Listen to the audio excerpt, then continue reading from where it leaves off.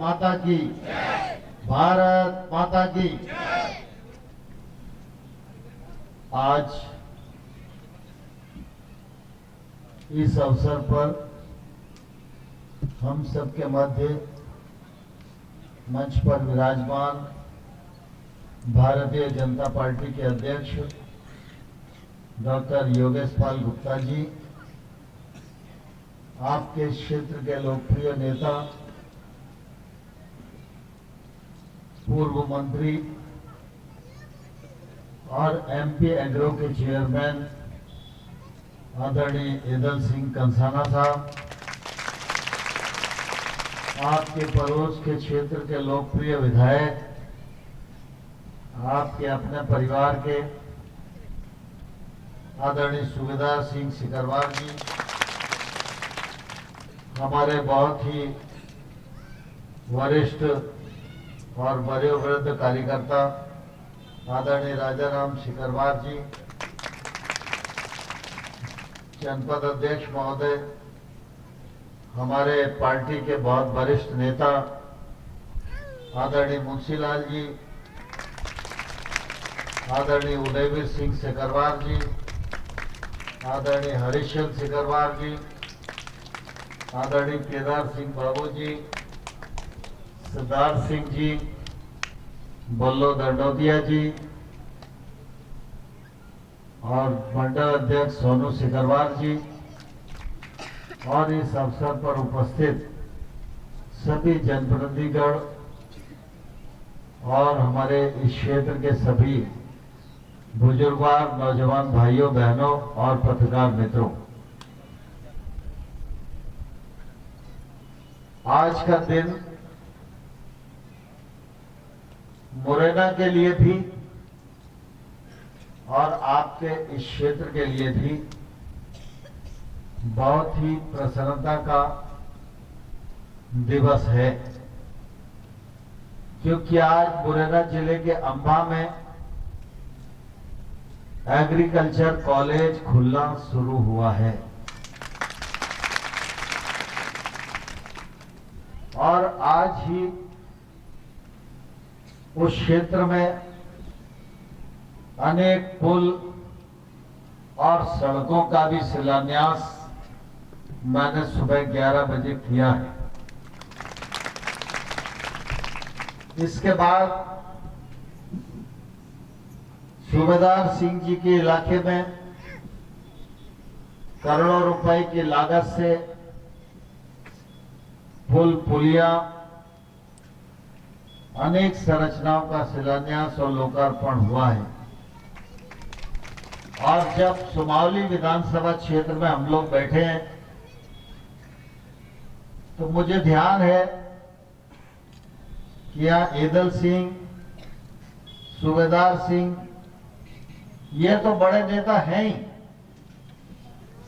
लेकिन इसके साथ साथ अरविंद सिकरवार हो, उदयवीर सिकरवार हो, हरिश्चंद्र सिकरवार हो, मुनेश सिकरवार हो, बल्लो दंडोतिया हो, अशोक शर्मा हो, ये सब लोग वर्षों से इस बात के लिए हमेशा जिद करते थे कि भाई साहब बागचीनी चौखट्टा वाली सड़क कब बनेगी। और मुझे कहते हुए प्रसन्नता है कि थोड़ी देर तो लगी, लेकिन आज वो आपका सपना पूरा होने का दिन आ गया है। 37 करोड़ रुपया इस सड़क के लिए मंजूर हो गया है। जल्दी ही काम शुरू होगा और आपकी ये सड़क बनकर आपके उपयोग में आएगी। और जब ये सड़क बनेगी तो शायद आप लोगों को कल्पना भी नहीं होगी, अभी सपने में भी नहीं सोचा होगा, इतनी अच्छी, इतनी मजबूत और इतनी चौड़ी सड़क बागचीनी से लेकर नंदपुरा तक बन जाएगी, ये आपकी कल्पना में भी नहीं होगा। आज ऐसे ही क्वारी नदी लुमादो पुल, उसका भी शिलान्यास हो रहा है। बड़ौना का पुल, उसका भी शिलान्यास हो रहा है। पहले आज का कार्यक्रम बड़ौना में ही होने वाला था और जब रात को बात हुई ईदल सिंह जी से तो बोले हाँ सड़क का भी करना है। तो मैंने कहा दो तो नहीं हो पाएंगे, हो तो एक ही पाएगा। तो आप सोचोगे ईदल सिंह जी ने कही कि भैया बड़ौना रहने दो, बात चीनी में ही कर लेते हैं। तो इसलिए बड़ौना के पुल का भी यहाँ हो रहा है और ऐसे ही 11 करोड़ रुपए की लागत से ईदल सिंह जी के प्रयासों से सुमावली का 50 बेड का अस्पताल, उसका भी आज शिलान्यास यहाँ हो रहा है। और ऐसे ही सुदूर सड़क और हाई स्कूल भवन और हमारे दिल्ली क्षेत्र में हमारे प्रदेश अध्यक्ष जी का गांव है सुरजनपुर, वहां भी 1.25 करोड़ रुपए की लागत से प्राथमिक स्वास्थ्य केंद्र का भी शिलान्यास संपन्न हो रहा।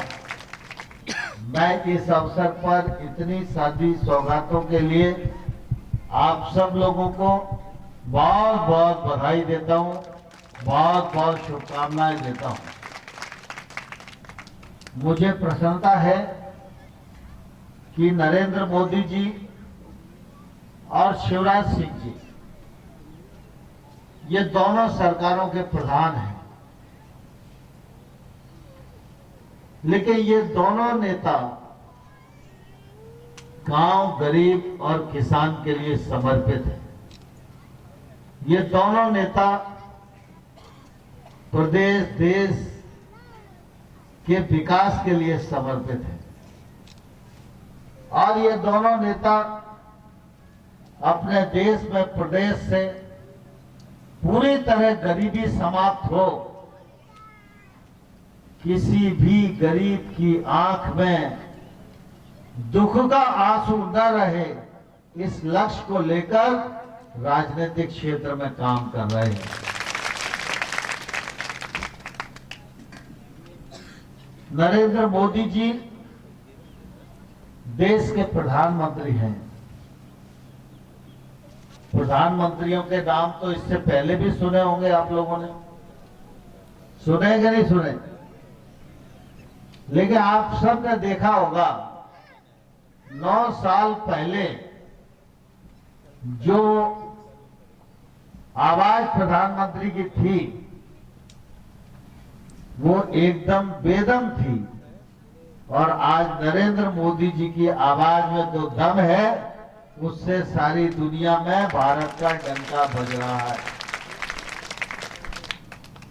और ये बात में दम चिल्लाने से नहीं आती। किसी भी इंसान की बात में दम तब आती है जब उसका आत्मबल मजबूत होता है और उसका चरित्र मजबूत होता है। वैसे तो गाल बजाने वाले बहुत सारे लोग मिलते हैं और अपन 5 मिनट भी बात नहीं करते, लेकिन अगर एक के बाद एक काम हम दूसरों के लिए करें, जीवन का एक एक पल अगर हम दूसरों के लिए जिए तो जो जीवन में निखार आता है वही नरेंद्र मोदी की ललकार बन जाता है, वही नरेंद्र मोदी जी की आवाज बन जाता है, वही भारत की आवाज बन जाता है। और उसी का परिणाम है कि आज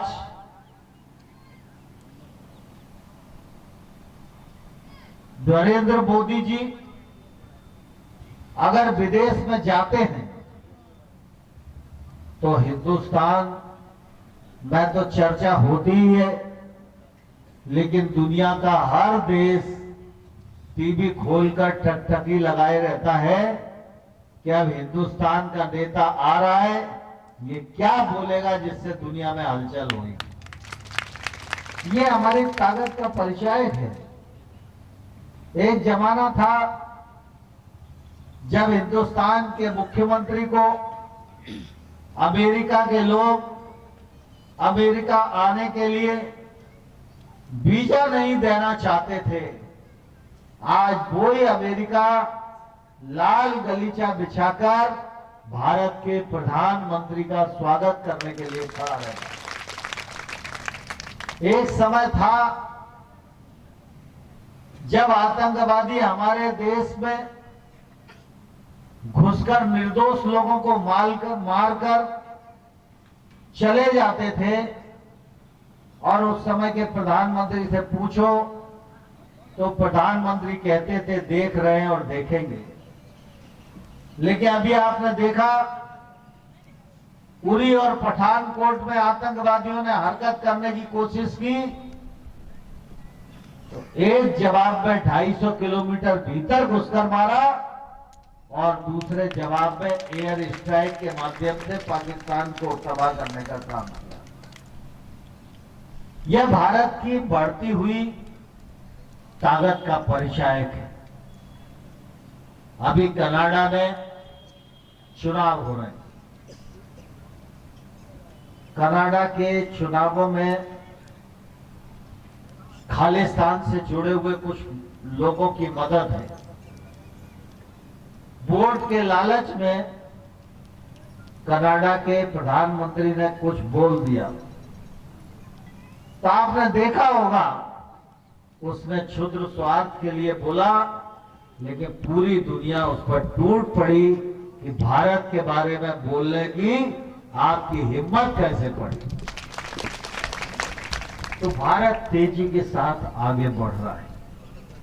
हमारा मध्य प्रदेश भी आगे बढ़ रहा है। हम ग्रामीण क्षेत्र के लोग हैं। क्या 2003 से पहले गांव में सड़क थी? क्या 2003 से पहले घर में शौचालय था? क्या 2003 से पहले घर में गैस का सिलेंडर था? क्या 2003 से पहले गांव में बिजली आती थी? खेती किसानी की हालत क्या थी? क्या लाडली लक्ष्मी योजना का लाभ किसी को मिल रहा था? क्या मुख्यमंत्री कन्यादान योजना का लाभ किसी को मिल रहा था? क्या तीर्थ दर्शन में हमारे कोई बुजुर्ग तीर्थ दर्शन करने जा पा रहे थे? लाडली बहना योजना थी क्या? पीएम किसान सम्मान निधि थी क्या? प्रधानमंत्री फसल बीमा योजना थी क्या? प्रधानमंत्री आवास था क्या? देखोगे तो आपको लगेगा कि जब कांग्रेस की सरकार थी तो कुछ नहीं था, और जो कुछ हुआ वो प्रधानमंत्री नरेंद्र मोदी और शिवराज सिंह जी की सरकार के कारण हुआ। ईदल सिंह जी पहले भी इस क्षेत्र के विधायक रहे, राज्य सरकार में मंत्री भी रहे, और वो कांग्रेस पार्टी के नेता रहे। आज वो भारतीय जनता पार्टी के नेता हैं, एमपी एग्रो के चेयरमैन हैं। जब हम लोग बात करते हैं तो ईदल सिंह जी भी ये कहते हैं कि भाई साहब राजनीति तो जिंदगी भर करी, लेकिन कांग्रेस का विकास से कोई लेना देना नहीं था।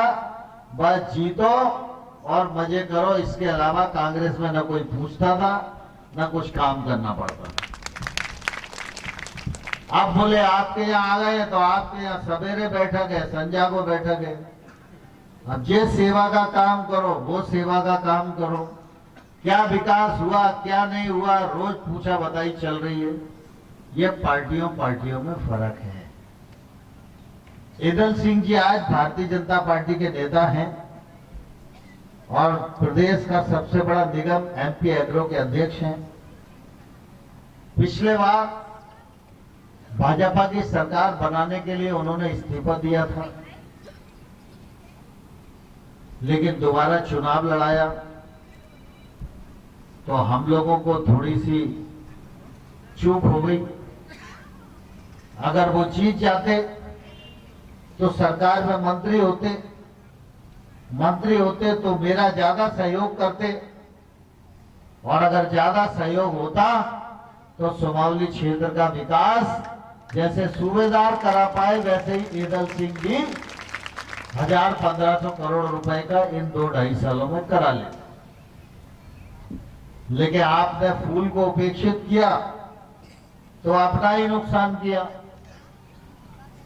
लेकिन अब फिर नवंबर में चुनाव है और भारतीय जनता पार्टी ने एदल सिंह को अपना प्रत्याशी बनाया है। एदल सिंह के बारे में मैं कुछ कहूं इसकी जरूरत नहीं है, लेकिन मैं तो इतना आपको कहना चाहता हूं कि अगर मध्य प्रदेश में भारतीय जनता पार्टी की सरकार बनेगी तो आपके विकास में कोई कसर छोड़ी नहीं जाएगी। लेकिन भाजपा की सरकार बने इसके लिए कमल का खिलना जरूरी है। व्यक्ति कोई कितना ही लाडला हो, कितना ही प्यारा हो, कितना ही खूबसूरत हो, किसी दूसरे चुनाव चिन्ह पर जीत भी आए तो भारतीय जनता पार्टी और नरेंद्र सिंह के काम नहीं आएगा। लेकिन अगर एदल सिंह चुनाव जीतेंगे तो नरेंद्र सिंह तोमर के साथ कंधे से कंधा मिलाकर खड़े रहेंगे